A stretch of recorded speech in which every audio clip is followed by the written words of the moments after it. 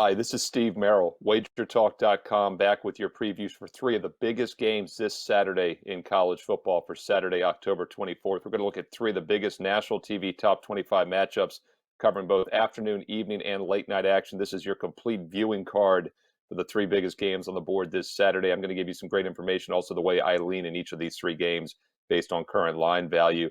Just a quick reminder, though, if you want my top official best bets for Saturday college and Sunday pro football, don't miss out. Go to wagertalk.com right now. Tons of best bets, including some free plays as well on my page, Steve Merril, wagertalk.com.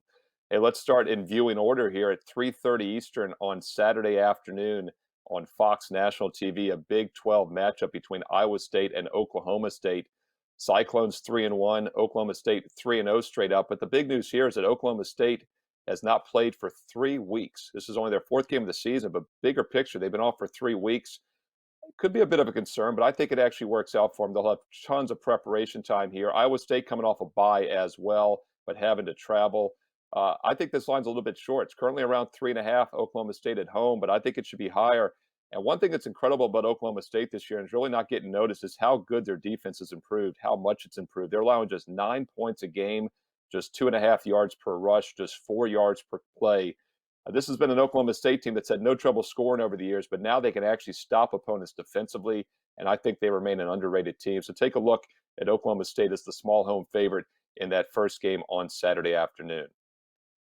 We have another big national TV matchup, top 25 programs at 7 p.m. Eastern Saturday night, and this one is on ABC National TV.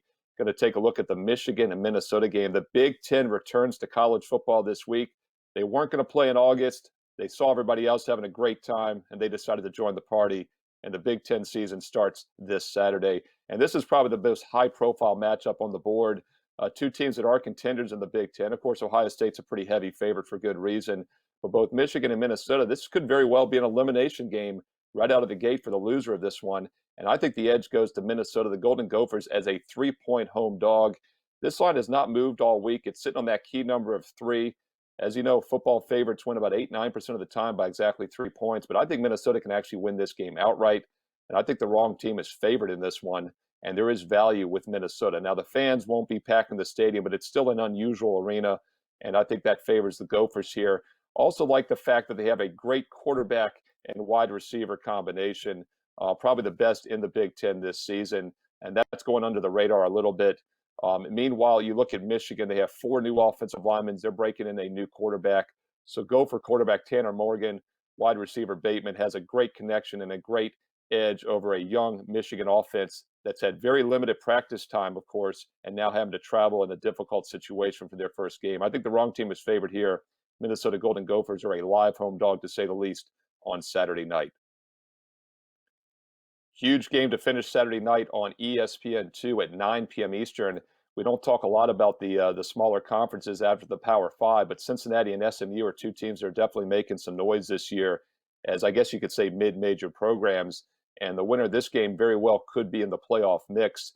It's a huge game for both of these teams, and the scheduling setup is unusual for Cincinnati. Not only do they have to travel here, but they have not played for 3 weeks. They've been off since October 3rd. They had a bye week, and they also had a game canceled due to COVID test against Tulsa last week. The Bearcats are healthy, though. They probably think they could have played actually last week on the road in hindsight, and they're chomping at the bit to get back on the field.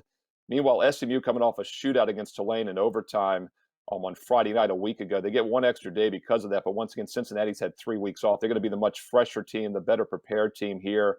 And I actually think this line's a little bit short. It opened at Pick'em. The money has come in on SMU. They're now a 2.5-point home favorite. I disagree with that move. I think the wrong team is favored, and the value is with the Cincinnati Bearcats. These are two very good offensive teams.